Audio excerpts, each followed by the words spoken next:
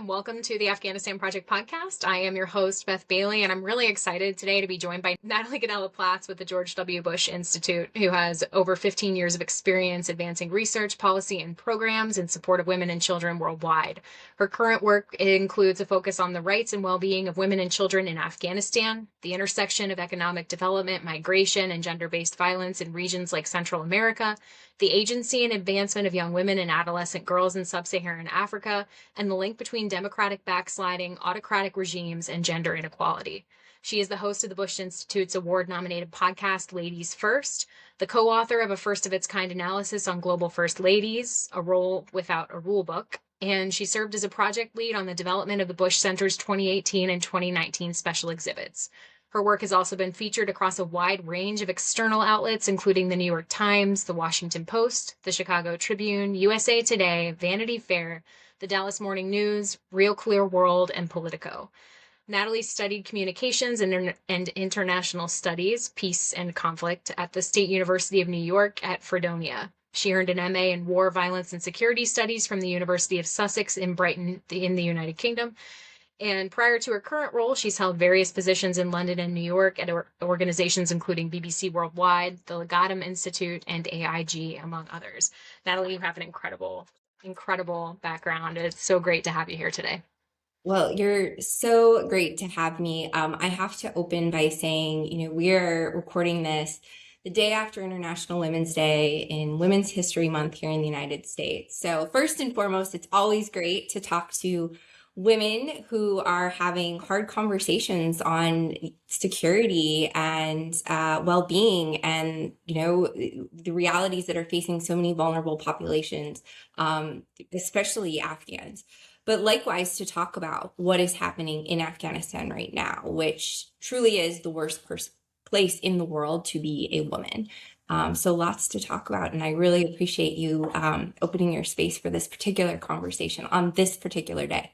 Yeah, you know what? That makes me think we really should just start with that. And it is, to me, it's the crux of all of the issues. We went into Afghanistan and shortly thereafter, righting the wrongs that had been done there. The maternal mortality rate that was just abhorrent, the infant mortality rate, the fact that women had been subjugated and not a part of society. And to see the progress that happened over almost 20 years and to watch it all backslide has been so difficult and frustrating. And you've documented it very well through your work. So let's start there. I was going to start with more contemporary, new topics, but let's start with women since you made that very astute connection. Afghan women, you've covered it, as I said. Can you talk about how and when the Taliban started their systematic effort to push women out of society, and when did the world catch on to that? Because it took some time. Yeah, well, at first I want to point back to just something really important that you said in the lead up to this question. And I think it gets forgotten quite a lot. In 2 decades, right? The period from 2001 to 2021, we saw incredible progress, progress that far surpassed any other women's movement, right? When you look at relativity of time. And granted, Afghan women were starting from a really difficult starting point, right? Comparatively. But when that window opened, they grabbed on to opportunity and never looked back. And we're at the forefront of really leading, not just in terms of pushing for better for themselves, but for their children, for their families, and for their communities. And I think when we talk about Afghanistan, we really have to talk about its people, and in particular, the women and their children, because they're half the population and they're essentially the mothers of the other half, right? And for autocrats in particular, this is a threat, right? In their zero-sum game of full and complete control. Chapter 3 of the Dictator's Playbook really is undermine women, because they're not just fighting for themselves, they're fighting for those that depend on them. Whether they be older dependents, lateral dependents, younger dependents, they want better for those around them. And I think that is so forgotten when we talk about security and how we really move forward on objectives that we have as the United States, as well the international community has, right? In creating a better world, a more peaceful, prosperous world for all. And when we look at what has happened over the last 4.5 years in Afghanistan, I mean, it's really not surprising, right? This is the playbook that the Taliban have drawn from since their inception. This is exactly what we saw in the late 90s. The Taliban are just as Neanderthal in their behavior. The only thing that has changed is really they've become more sophisticated, dare I say, in the tactics of how they go about projecting, right, their end goal and their pursuit of power. And that's really what is incredibly dangerous right now. It was almost immediate after the US withdrawal ended that the Taliban imposed the ban on girls' education. We are going on over 1,600 days of the education ban that essentially says that women and girls who want to study past the 6th grade are prohibited from doing so. We are also over 450 days out from a ban on women training as midwives and studying in other medical professions. I mean, we just continue to move down a trajectory of bad. And since the Taliban have come to power, they have yet to roll back a single oppressive edict, and certainly not a single oppressive edict that has specifically targeted women and girls.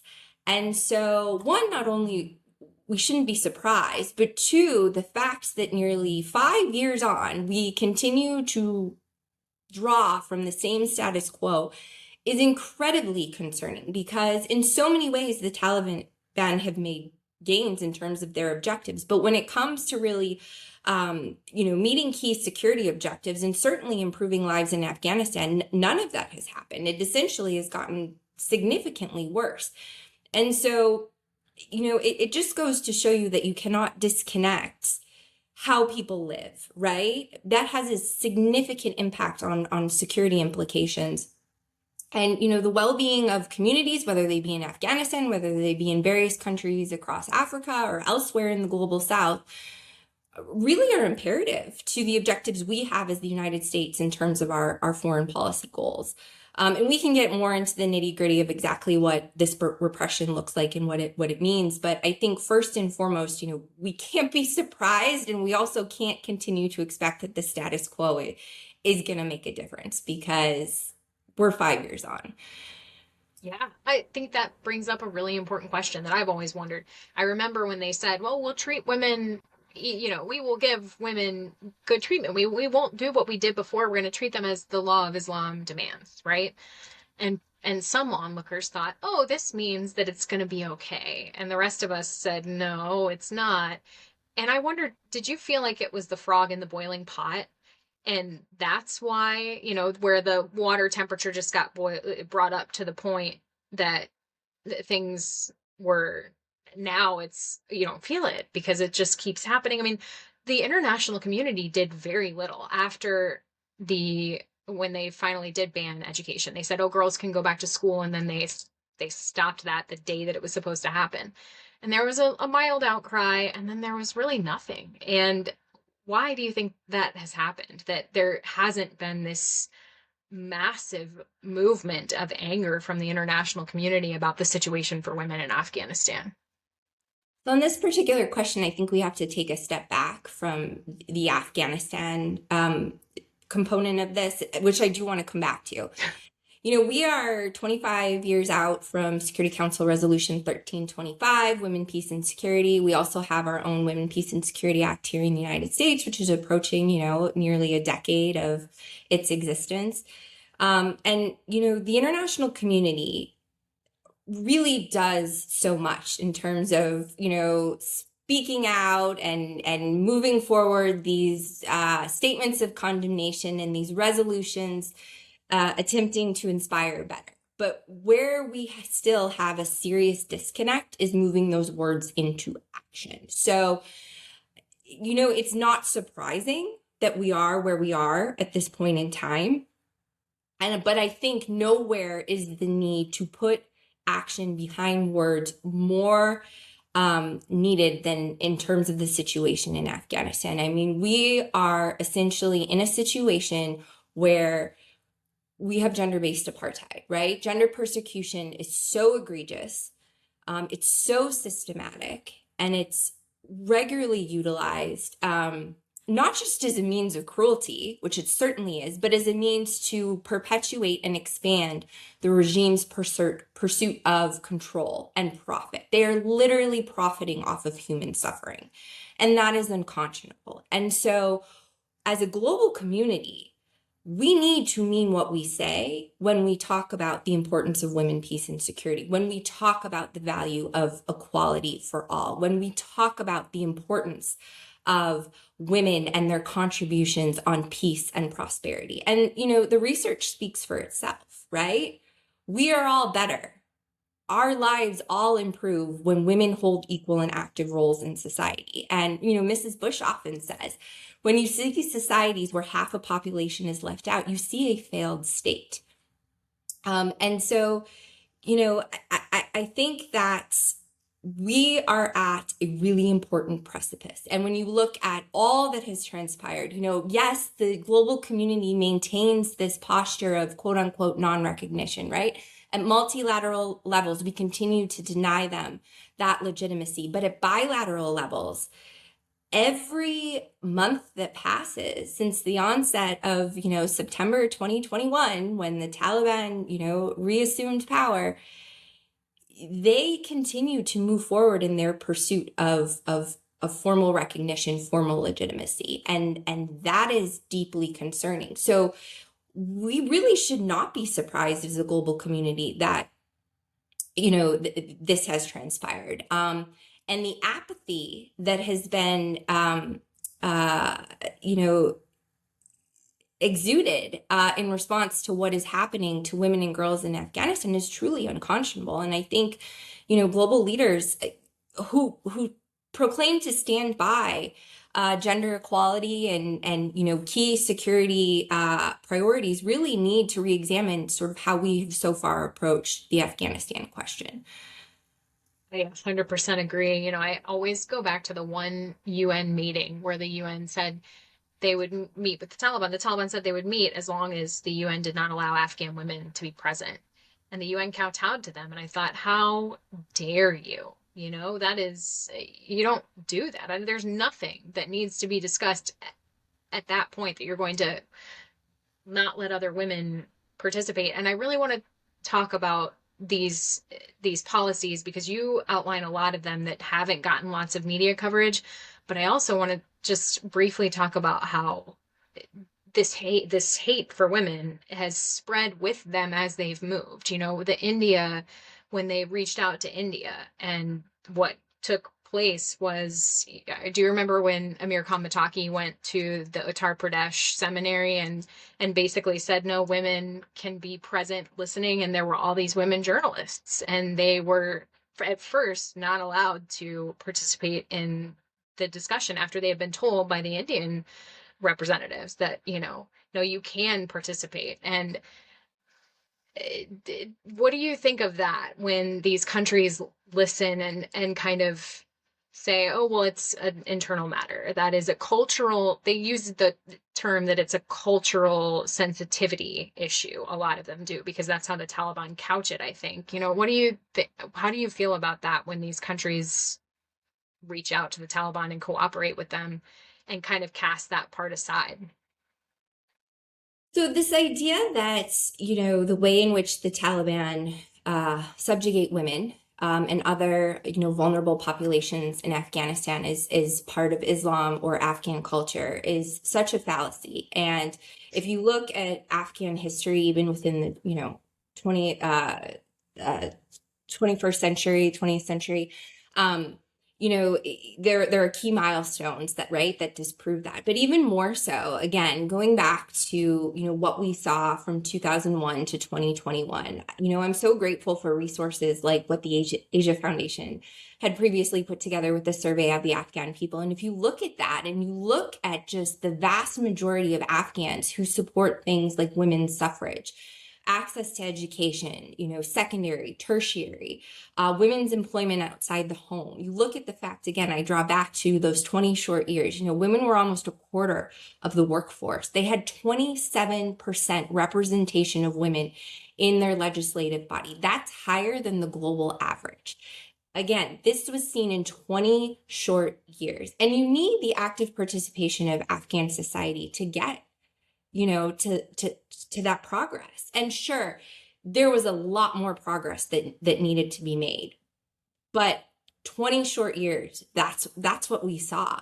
And so all of those numbers, all of those realities, first and foremost, poke holes in that argument that this is cultural, this is an internal matter, because the vast majority of Afghans would tell you that the Taliban is not representative of them. And let's not forget that Afghan women are 50%, or Afghan females are 50% of the total population within the country. And again, I think it goes back to people forgetting, you really need to put substance behind the statements, right?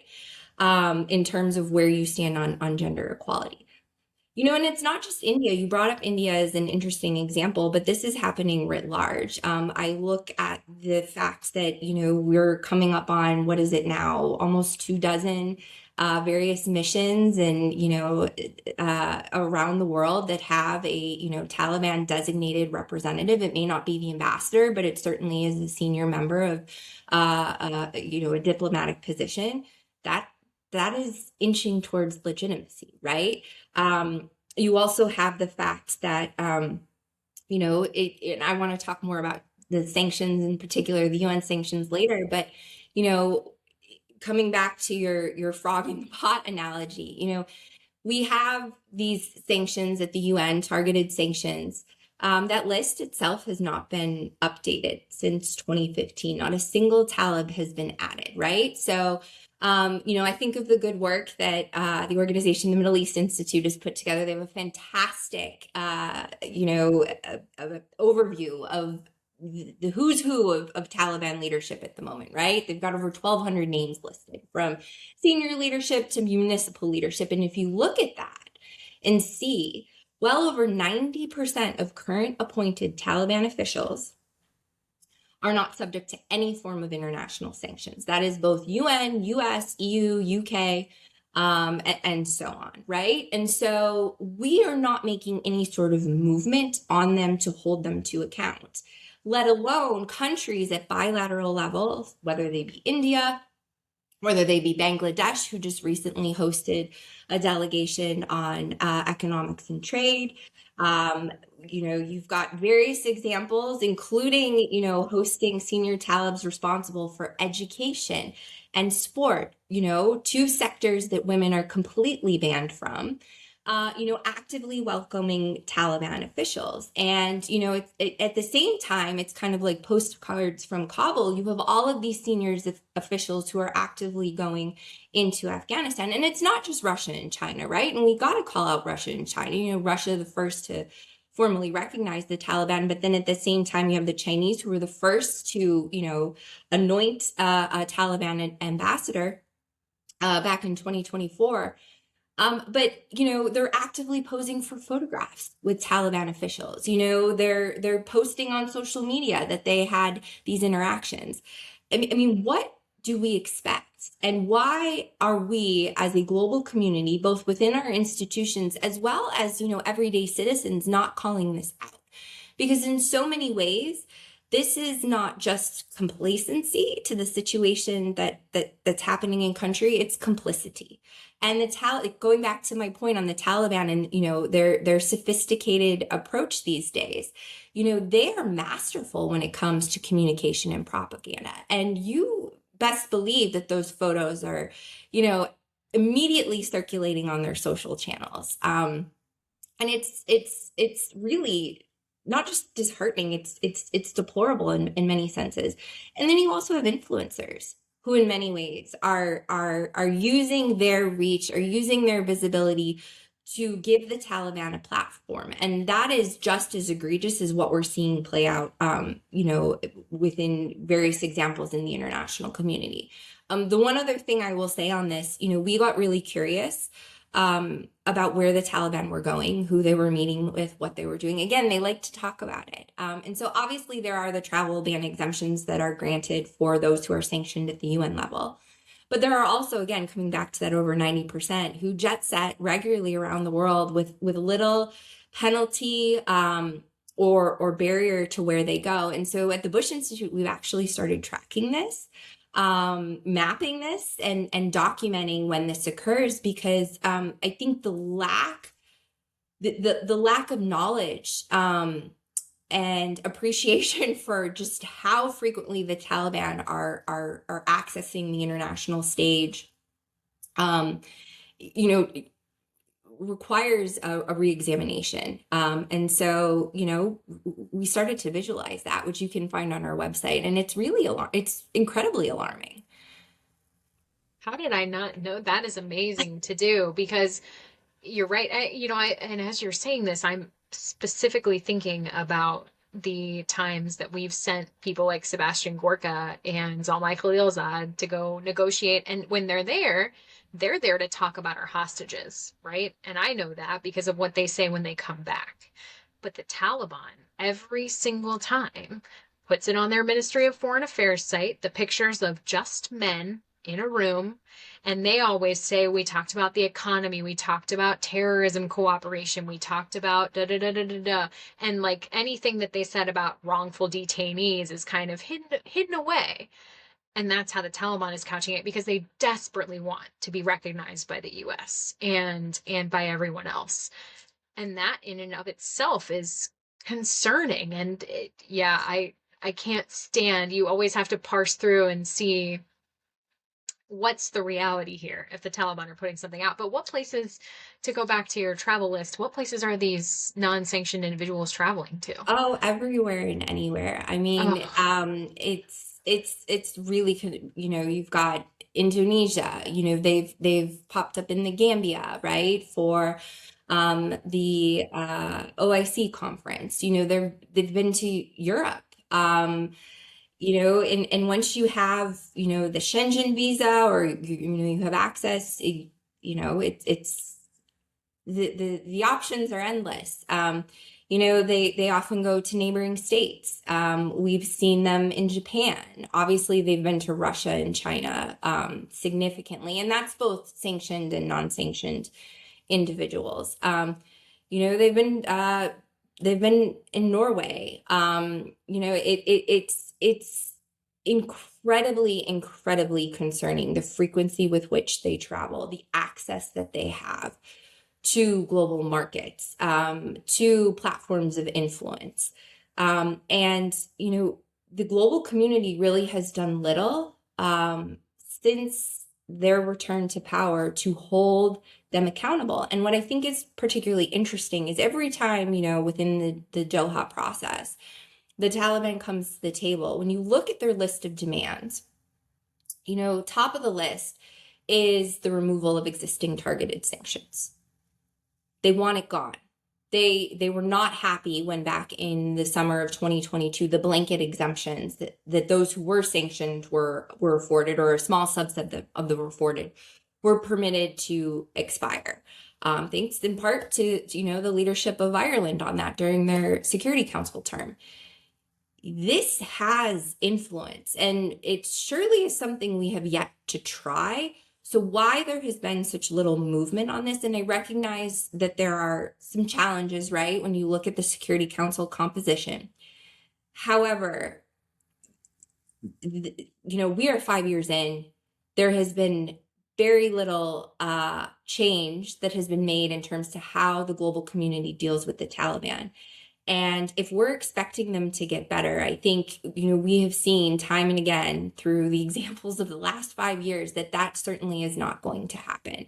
And so for us at the Bush Institute, this is one of our key recommendations on how you push back, especially on the human rights abuses. There are other things too. The Taliban are not a designated foreign terrorist organization here in the United States.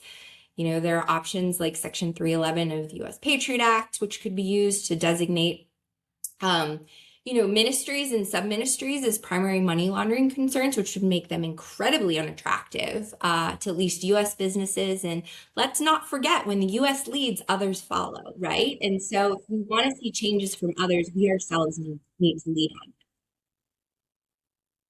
Yeah. I would love to see them designated a foreign terror organization because we know, and you've written about this, that they are supporting terror groups inside of the country. The UN sanctions, the monitoring team has reported on it consistently, that it's only growing. And so you're seeing where this is all getting exported. I feel like the, this is all really important work. And I want to talk about, I want to go back to women because there's one thing that I mentioned that you had written about something and it hasn't been talked about in the media a lot. And it's kind of the commodification of women. You know, the Taliban don't like, Lynn O'Donnell was the first person to say that when the Taliban were rolling through Afghanistan, they were taking women as brides. And I'm sure you recall when Lynn was forced to retract that while in Afghanistan. I remember it because I thought my heart was going to stop when I read her tweet and I thought something has happened to this woman, and it had, in fact. The Taliban had told her that you will put this terribly worded tweet out under your incredibly intelligent journalism platform. And anyway, the point is that is something that the Taliban have always said isn't happening. But you write about it in your reporting that they are, in fact, taking women. Can you talk about how that happens and then what the pushback then is, how Afghan families are trying to keep from letting women fall into Taliban hands by then doing something else? Can you talk about how that whole situation is transpiring? Yeah, and it goes back to the earlier point, right? We cannot disconnect the security implications from the human suffering. And our report series Captured State, which looks at Taliban corruption and kleptocracy, right? So how they're making and spending their money, its connection to human suffering, right? Women, children, other vulnerable population, and then the international enablers. And you can find this on our website. We often share about it on social media. I have to give a shout out on this particular issue area to Dr. Valerie Hudson at Texas A&M. She's done a ton of research on bride prices, and we had the privilege of talking to her about as we were building Captured State among dozens of experts across a wide variety of backgrounds. And I think we have to look at the commodification of women in two ways. One, the acquisition of wives is a status symbol, right? In the Taliban's Neanderthal vision of society. And so you see this direct connection between the rise in bride prices, right? And sort of buying loyalty and how they, cascade loyalty among their ranks, which is incredibly concerning. And one thing I think that Dr. Hudson, throughout her research, which we draw on in our Captured State report series, she essentially makes the connection that the minute food insecurity becomes a thing, women become a commodity, right? And that is so apparent in Afghanistan right now. So in one regard, you have the status of acquisition of wives and multiple wives and, how that's used to buy loyalty among foot soldiers. But two, we are in a situation, and I cannot speak enough and highly enough of the incredible advocates on the front line who day in and day out tirelessly work to collect this information, right? I'm so grateful for outlets like Rakshana Media and Zan Times, experts like Belki Ahmadi and others who just tirelessly document what is happening on the ground. We have a situation that is one of the worst humanitarian crises in the world. The vast majority of the Afghan population deals with poverty and food insecurity on a daily basis. And so you have very desperate people. And in a situation where you have no other means to feed your family, you look at how not just women, but really children, girls have been forced into this role as commodities. Families have been forced to choose between selling their children. These are girls, babies, unborn babies. Parents have sold their organs. They've sold their children's organs. There are multiple media reports, when there actually are media reports documenting what is occurring on the ground in Afghanistan, that just speak to the absolute destitution that's occurring. And when you have a situation where girls are shuttered from education, they're shuttered from any real opportunity in the formal economy, what options do parents have? And I think too, you have to bring in the correlation in what we're seeing in terms of the mental health crisis, especially among young women and adolescent girls in Afghanistan, not just in terms of inaccessibility to education, but then also the rapid increase we are also seeing in terms of forced marriage, early marriage. It's absolutely haunting. And again, this is all deeply connected, right? When you think about how this, again, to my earlier point on, loyalty among foot soldiers and the status within sort of the Taliban ranks, this is deeply connected. The subjugation of women and girls has direct implications in terms of the Taliban's ability to expand on their power and control, both within Afghanistan and outside of Afghanistan. And it's haunting. It's horrific. I think the thing that has always made me feel the most disgusting about it, and you touched on earlier how there is no midwife training anymore for Afghan women. I remember one media outlet talking to a Taliban commander about how women were supposed to have babies without midwives. And he said, God will get them through it. And it was so chilling to me, they've got all these wives. They want all of these children that then they will raise in their madrasa system that they're instituting across the country. But obscene amounts of children are dying in childbirth because there isn't maternal care. And this is something so basic, but it just showed, the Taliban's worldview that is so skewed and not based on fact and reality. And it harms women in every possible way. I cannot imagine how these young girls, these teens who are being forced into motherhood at a young age feel, which is already making it more dangerous to have children. They're just the levels of terror and fear that are being brought to Afghan women. And the Taliban then lie about the mental health. You bring up mental health. The Taliban will not tell you how many Afghans have committed suicide in their country every year. They say that it's not a problem, and that is absolutely contrary to what individuals who are trying to document that on their own are saying. It's this dystopia that doesn't exist, that they're saying is real. It's so frustrating. It must be so hard to. It's horrible. I mean, it's horrible as a practitioner, right? And someone who works in this policy space, particularly on issues of women and children, but also at the same time, like as a mother, as a female, like it is absolutely unconscionable. Like we're literally witnessing a dystopia. And you bring up maternal and infant mortality. Afghanistan saw, again, 20 short years, right? The fastest drop in infant mortality, maternal mortality seen, right? Within a low resource setting, a low income country in that period of time. And granted, they still had a long way to go. Like, we have to be clear, the problem was by no means solved, but significant changes just by access to education, which we know has huge implications, not just in Afghanistan, but everywhere around the world, and moving forward well-being for all.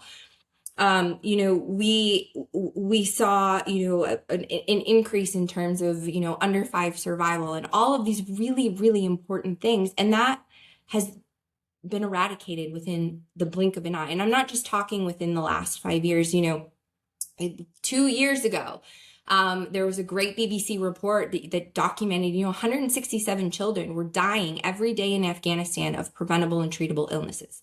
Preventable and treatable illnesses. And if the core responsibility of government is to care for its people, what is going on? At the same time, we have at least 24 women dying in childbirth or, post-childbirth complications in Afghanistan. Again, the Taliban tout, right? They're collecting record tax revenue. They've signed all these deals in terms of, mining, access to mining concessions and trade and, economic progress. Where is that money going? First and foremost, they're not transparent about, what that's being used for. And secondly, it's certainly not going to the well-being of the Afghan people, most importantly, the most vulnerable members of society. Nearly 4 million children right now are in need of, or are malnourished, right? And in need of supplemental nutrition. That's unconscionable. I mean, these are our most innocent members of society, and they're being allowed to suffer for what? Yep. For what? Yep.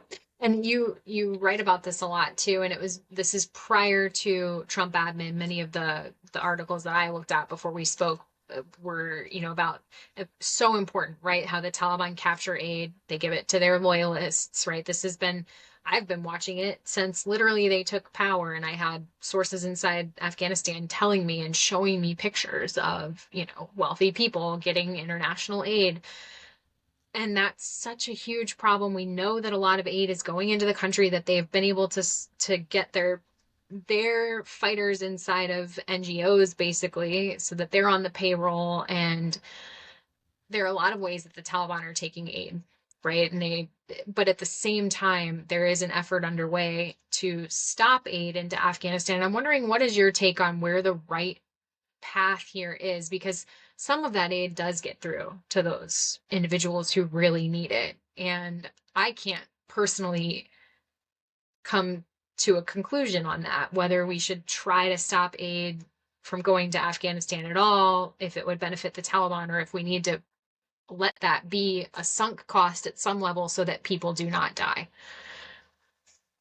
It's a really important question to ask, to look at how we can ensure that foreign assistance gets to those it is intended for. And, as we discuss in the report and have heard, right, straight from nonprofits, advocates working on the ground who have seen this firsthand and observed it and felt the pressure of the Taliban. They do this through a number of ways. And so I think it's really important to make that distinction in how this is happening. First and foremost, there's the obvious direct threat or theft, of, resources, whether they be cash assistance, whether they be, other commodities that are brought in to feed vulnerable populations. But two, there's been pressure, in terms of requiring that nonprofits have, a Taliban official or loyalist within sort of their senior leadership. NGOs have to be licensed in Afghanistan to operate. If they're not, there are significant repercussions for them. There's also, pressure to put loyalists and their families, on aid distribution lists. The Taliban themselves have registered hundreds upon hundreds of NGOs.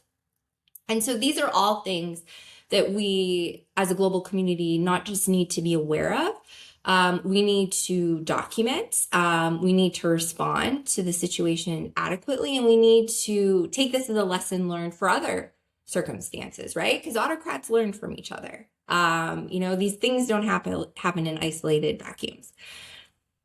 That said, we can walk and chew gum at the same time, and we can be better about transparency and accountability of international assistance, while also ensuring the most vulnerable are not re-victimized because of, lack of attention, lack of action.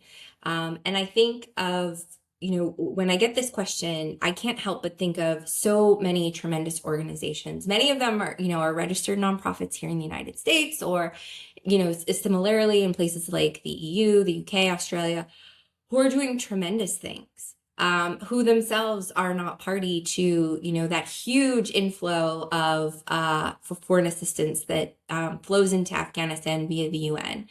They are agile, they are innovative, they are creative, and, many of them are doing things that are directly at odds with what the Taliban have set out at this point, essentially as law. I think of the underground schools, those who are educating girls, not just online, but in person. I mean, quite literally, these organizations themselves are breaking the law in Afghanistan, and the girls who show up day in and day out themselves are breaking the law. And, they need to be not just part of the conversation, they need to be meaningful participation in how U.S. policy, and how policy at international levels, especially around foreign assistance, is examined and enacted. And really that has not happened. And so there's a huge opportunity here to learn from what they're doing, how they've been successful, how they've been able to bypass, the Taliban's theft of aid. And I think, U.S. leaders, the international community also has to remember that these organizations and the communities that they serve, they're not just persisting, they're actively resisting through their endeavors. And that's important, especially when it comes to things like girls' education and making sure moms and babies don't die from preventable and treatable ailments. Yeah. There are so many amazing groups that are skirting these things. And I'm glad to be part of some of them. It's just there's so many amazing people doing just incredible work.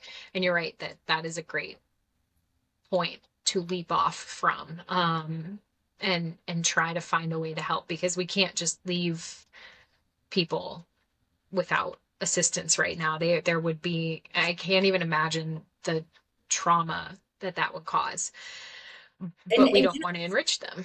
can I just say one more thing? It's Yeah. not who we are as Americans, Yeah. right? It's not the values we pride ourselves on, what makes us exceptional, on the international stage. And, this has huge implications. Let's not forget that these babies, right, who are born and able to not just survive, but hopefully someday thrive. And these girls who courageously pursue education, someday they'll be adults, and someday there will be a free and fair Afghanistan.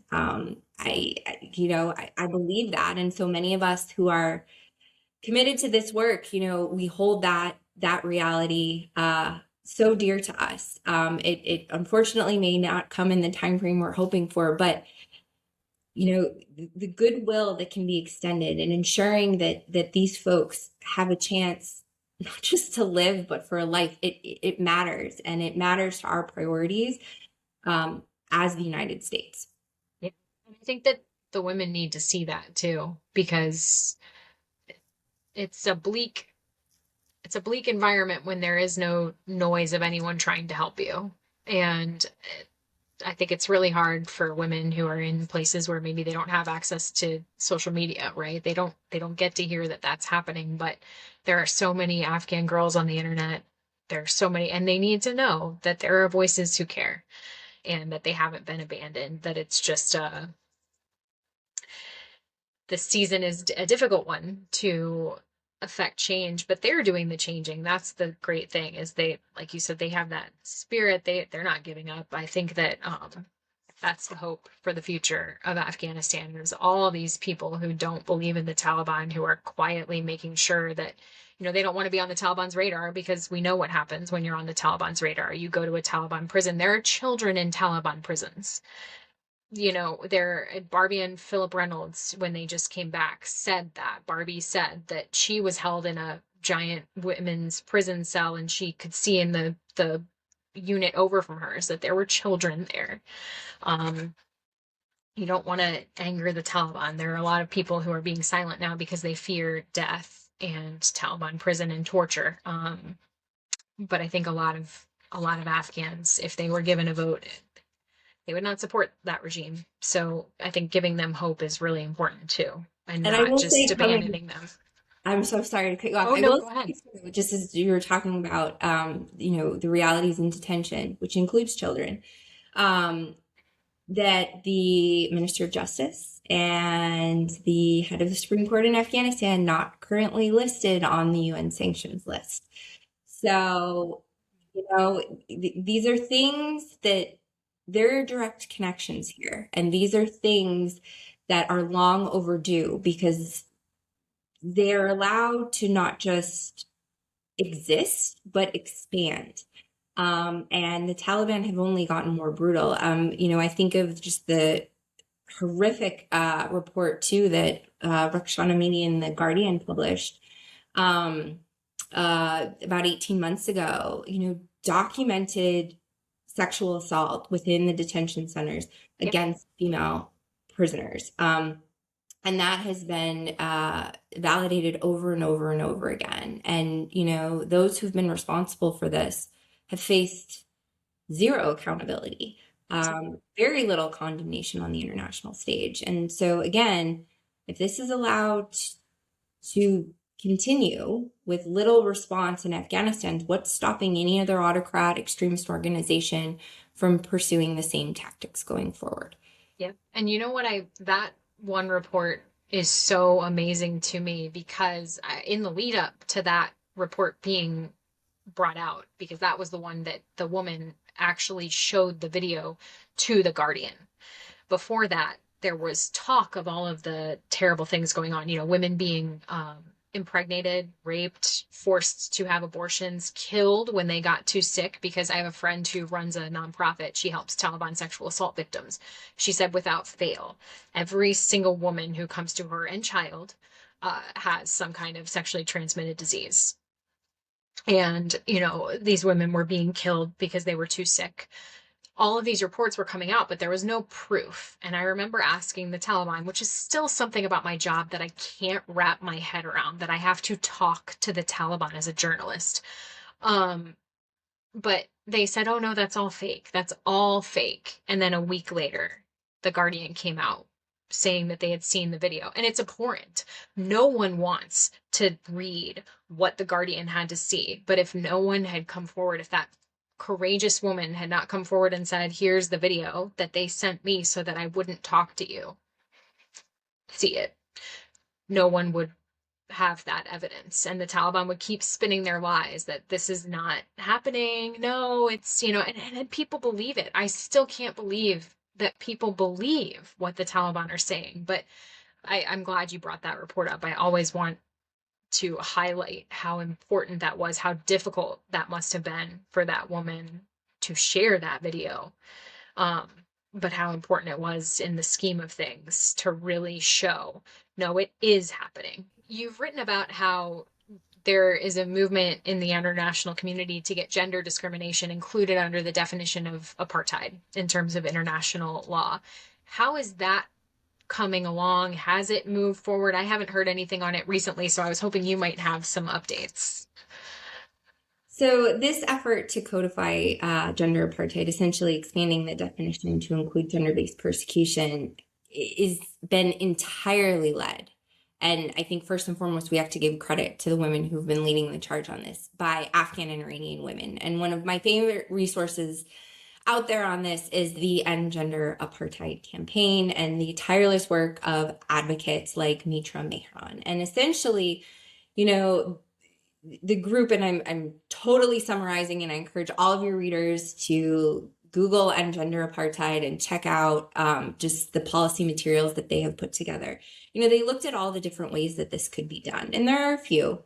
And they're not easy path forward, but the clearest path forward on this is the forthcoming Crimes Against Humanity Treaty. And so there have been various milestones in kind of getting to the point of where the various discussions at the UN are on this treaty. And they have been just absolutely stalwart in their tenacity to get a definition that codifies gender-based persecution within that effort. And it's very technical, and those that have been leading on this charge have just been absolutely tremendous, not just in their advocacy, but in really underscoring why this matters, and how it relates both at international levels as well as national levels. That said, I think there are also some realistic considerations with this. This is one tool in the toolbox, and holding the Taliban and other bad actors who use gender-based persecution as a resort in their pursuit of corruption and control. This is one mechanism for accountability isn't going to take care of the problem. And so, international law is a long, arduous journey. This absolutely matters, but we also need to realize, this is 5-10 years off from implementation. And so that's why at the same time, things like the FTO designation, the expansion of not just the UN sanctions list, but other sanctions mechanisms like the Magnitsky Act are really critical. And all of these mechanisms work together, right? How powerful would it be if not just the United States, but the global community came together, those that have Magnitsky-like legislation on the books, and, sanction Taliban officials for their use of gender-based persecution. It also strengthens the argument and the evidence needed to, see the codification of gender apartheid come to fruition. And it has more immediate effect. And at this point, the global community should be using every resource possible. And we don't always have to create something new. We absolutely need to codify gender apartheid, but we also should be using those existing mechanisms like the Magnitsky Act, like the UN sanctions, like foreign terrorist organization designation. And so I think it's also a really important campaign when coupled with, these other resources that exist. And I applaud the Afghan and Iranian women who've been leading this effort. They do it from lived experience, and there are those who've tried to poke holes in this endeavor. And again, I'm so grateful for these Afghan-led initiatives like what Mariam Safi is doing at Pishnau.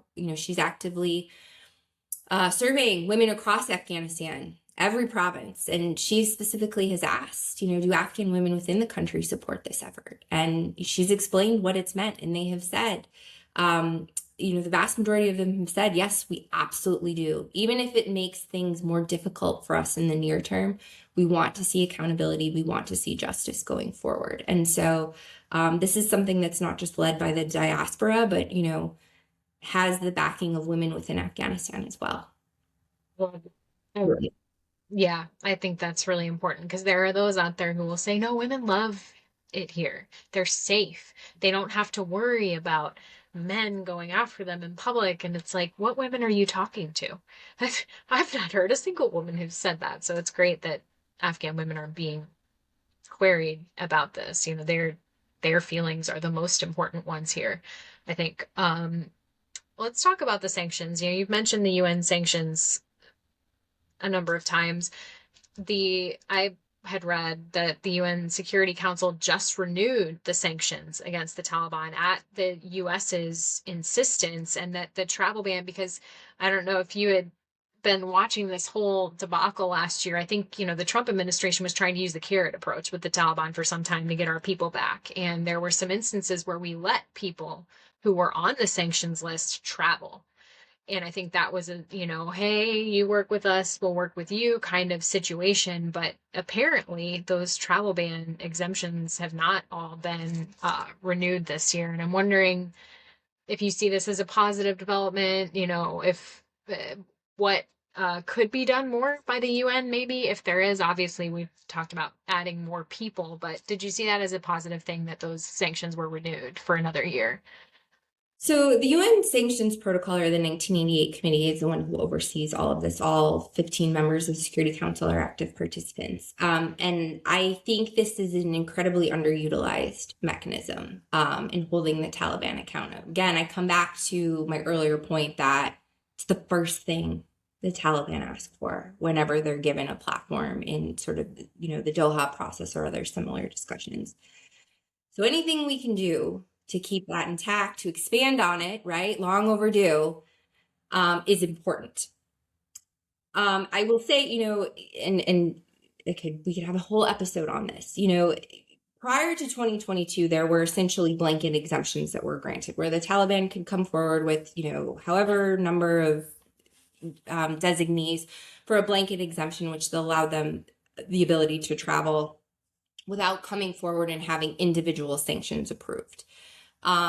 Again, and I've written about this, I have an article about this in The Diplomat that talks about what Ireland did. They essentially were the ones who allowed, because there was not consensus, that blanket exemption to expire. And from that point forward, every time a sanctioned Talib has wanted to travel, they essentially have to come to the UN Security Council and make a request. Most of those requests, from what we understand, have been approved over the course of, the last 3.5 years or 3 years. And we've seen over the last 6 months kind of a slowdown in sort of the exemption approval. I think the last one, at least that the UN website has posted, which they are required to publicly post, was in October.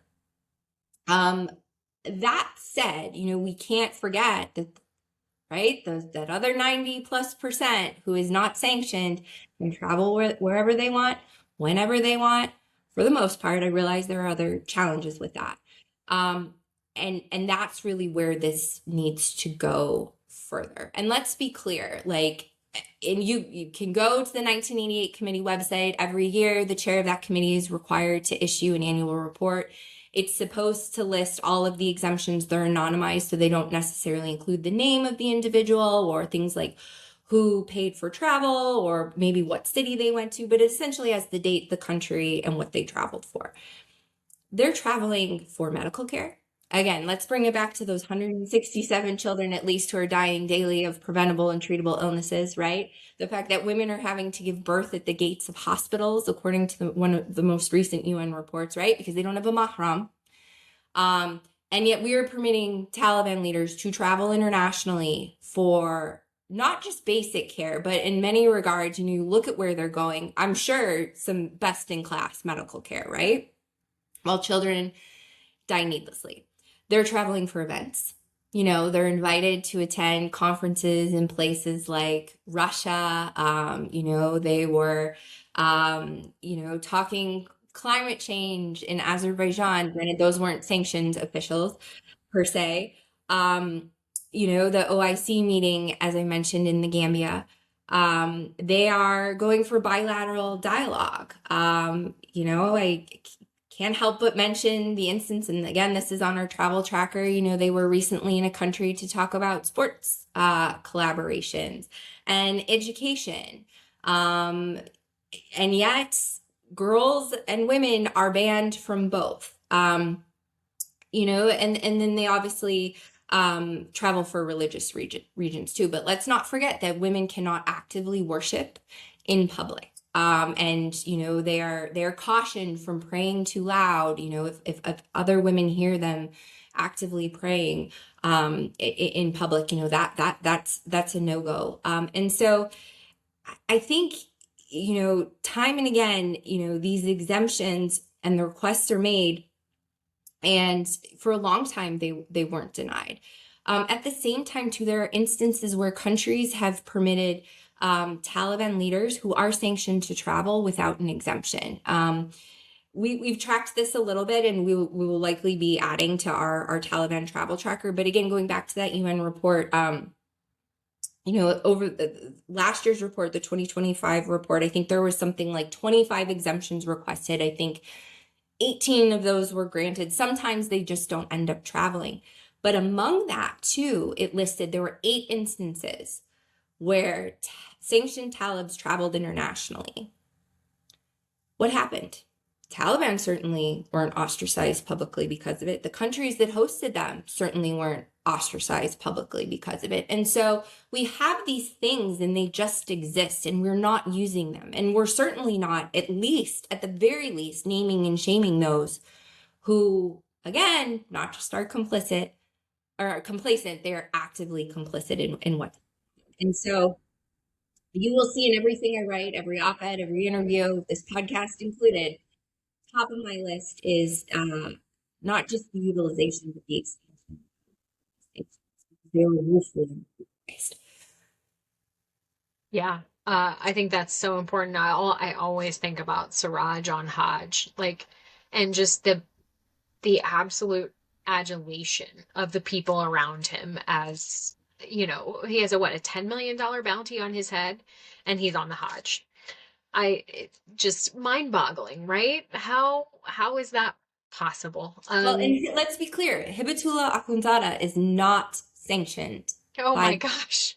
He is not on the UN sanctions. No, but you know what? There is a question of whether Hibatullah is even alive. And interestingly, the Taliban that I asked, because the only people who've reported that he might have died in cross-border strikes have been kind of not so reliable media outlets.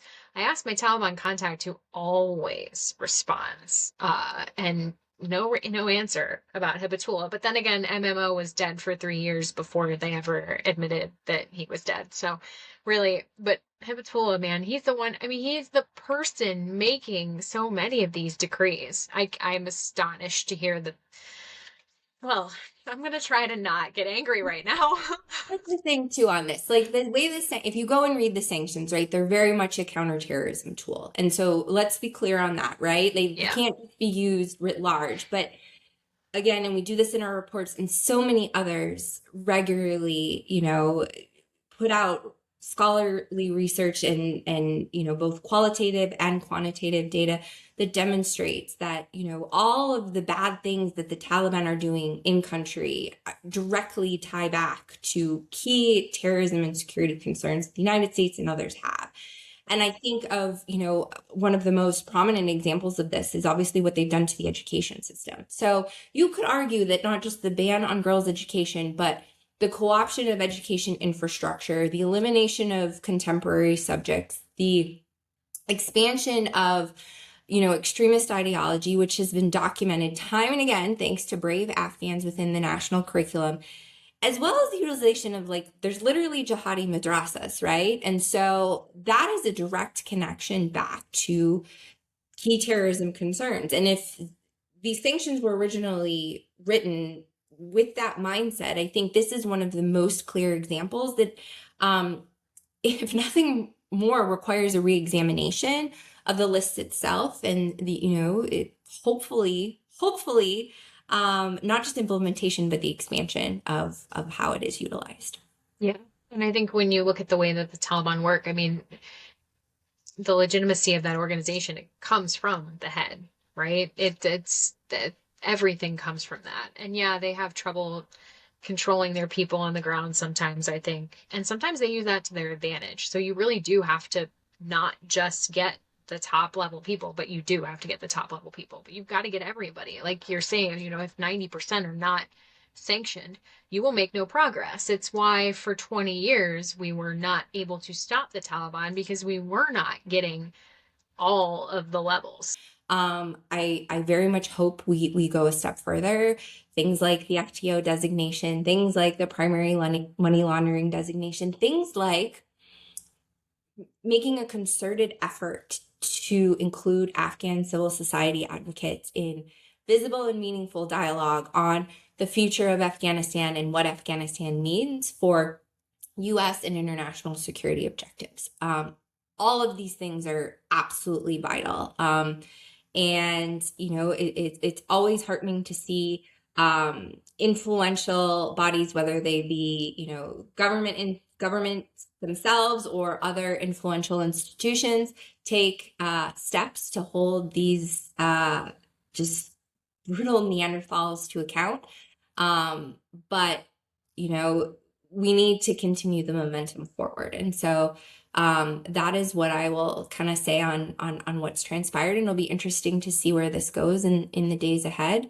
And, I can't stress enough how important solidarity and support for Afghans is, particularly to U.S. security interests.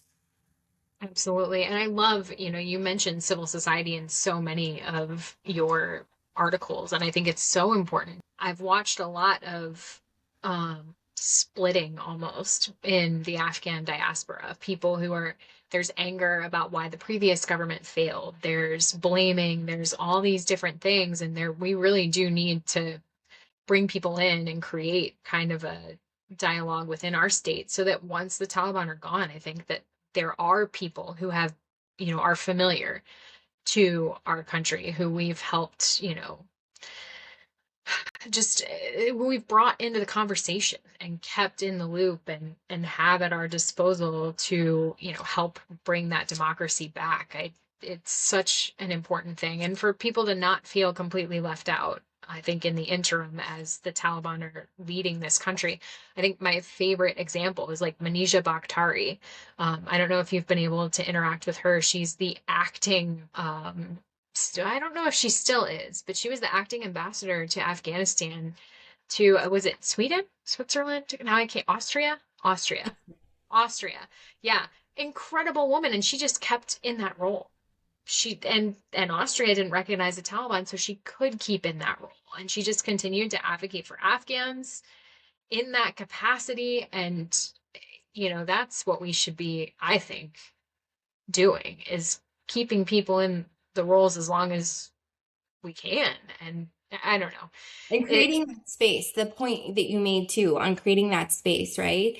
And that's part of it. It's part of that meaningful participation. I mean, the history of Afghanistan, there are deep fractures across geographies, across ethnicities, yeah, across socioeconomic status, like it's just so extensive.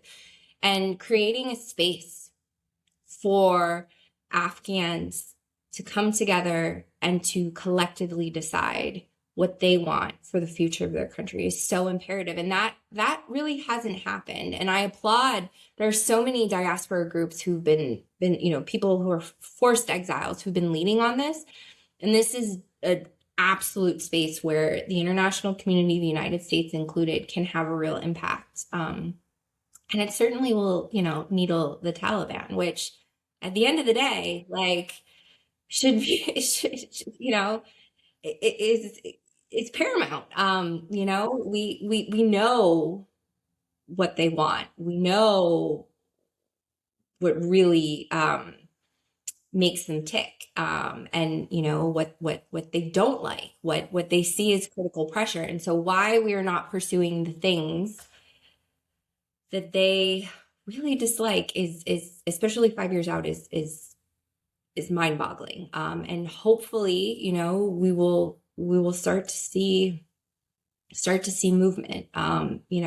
Leverage has changed, and we say this all the time in our policy outputs, but the global community still has influence. But the window on that influence, it's waning. And so now more than ever, it's time to lean in. yeah, I absolutely agree with you. I think there's a lot that needs to be done and that can be done. And we put so much into this. I think it's important for veterans. It's important for people who served in other capacities in Afghanistan who feel really aggrieved to see what has happened in that country in the last 4.5 years. And so for them too, to see that, we are making progress, we are not forgetting, we are trying to create something good or just foster that something other than the Taliban would be really helpful for so many things. And I love it's such a great thing to needle them in the ways that they don't like. I love that you brought those things up. Now I'm going to push on them for forever. Well, I want to ask the final question for you is, what are you working on other than the awesome travel tracking that I think that's so useful, and I'm going to be looking at it for sure. But what other things do you have underway for Afghanistan work coming up, and how can we all follow along with what you've got going on at the George W. Bush Institute? It is a great question and one I'm always happy to answer. Focus on Afghanistan and in particular Afghan women and children has been central to the work we do here at the Institute since it was opened well over a decade ago. And we really take that commitment as a responsibility. And so we continue our work on captured state, which you can find at bushcenter.org. Our Taliban travel tracker is included in that. It actually was born out of captured state. We found we were talking quite a lot about sanctions and pulling, PDF copies of exemptions out of binders when we would be having meetings with policymakers and journalists and the like. And so we said, you know what, someone needs to visualize that. So you can find that on our website. We keep it up to date. And we hope folks will utilize it, and we continue to make updates on that. We also actively, we've been longtime members of the U.S. Afghan Women's Council. In tribute to the council's legacy, we are gearing up to launch the U.S. Afghan Women's Coalition. So preserving that network and carrying forward, its goal to really bring together a incredible cascade of organizations and individuals who are deeply committed to the well-being and the rights of Afghan women and children. You will also be able to find information on that on our website. And then I have the esteemed privilege of working very closely with my colleague, Laura Collins, who's our Director of Immigration. Obviously, we've talked a lot in this conversation about the circumstances in country, how to hold the Taliban accountable, but obviously there's also the question of resettlement and pathways to safety for at-risk Afghans. So well before 2021, we've worked together on this, underscoring key policy recommendations, why pathways to safety and the gender-specific needs of refugee populations are so critical to U.S. policy and the policies of other countries. And so we continue to push on that, and we'll continue to push on that. And I encourage folks who are interested in immigration policy to also check out Laura's body of work. It's really quite incredible. And two, being that, you often host guests who themselves are veterans, service members, or families. I have to give a shout out to my colleagues who lead our veterans, military, and families portfolio of work. That sits more in our domestic portfolio, but we have some incredible resources, particularly around mental health, things like check-in, that I think may be of interest to some of your listeners as well. That's amazing. And I love the immigration policy is so key right now. I think that's become a really difficult debate where Afghans are concerned. And it's just one of the many things. I feel like there's just so much pain in the Afghan community around the world right now because they're all so interlinked to each other, right? Afghans who are in the States, I don't know any Afghans in the States who don't have family back in Afghanistan, who feel the pain of what the Taliban are doing in Afghanistan. But then there's the pain here of sometimes not knowing what is going to happen to you if you're going to have status here, or folks in Pakistan who are waiting on the U.S. refugee admissions program, hoping that it will restart for them. And just there's a lot of points of difficulty that the Afghan community are facing, but they're so resilient. And I think that's the thing that every time I talk to a guest about this, they always say the resilience in the Afghan community is incredible. And yeah, I'm glad that all of these things are going on and that the Institute is working at all of these different levels because all of them are intertwined in some way. So I appreciate it. Afghans have an ally in the Bush Institute. We often say that during interviews, and, coming back to my earlier point, words into action, we continue to do what we can to push on policy and action in support of so many Afghans who stood with us, right? They had our back as Americans. We owe it to them to do the same. And so we're just so grateful for platforms like this, and so many who are working, whether it be on the resettlement front or also in terms of, confronting what is happening in country in Afghanistan. It's all so important. I'm glad that you're doing all of it. And, Natalie, I'm so appreciative of having you here, and I've learned a lot. So thank you. And I don't know, I feel like you had closing words. Is there anything else you want to say that I didn't ask? I feel like that is always actually my last question. Yeah, I would encourage folks, if they're curious, from sanctions to how the Taliban have profited off of human suffering to the really important, anecdotes of Afghanistan. Check out our website. Invite you to reach out to us at the Bush Institute. And we often look to the work that others are doing and highlight it. And we do this work together. So I think we've covered everything, and I'm so grateful to you again for allowing this platform. The things we discussed aren't often mentioned, and I think it's really important that people know that there are mechanisms out there, that there is a way to push back. And so, but it's going to take all of us to do so. And so if we can be a resource in doing that, please don't hesitate to reach out. I love that. Well, thank you so much for being here, Natalie. And I want to thank everybody who listened tonight. I hope you all take care, and Tasha Kaur, and see you next time.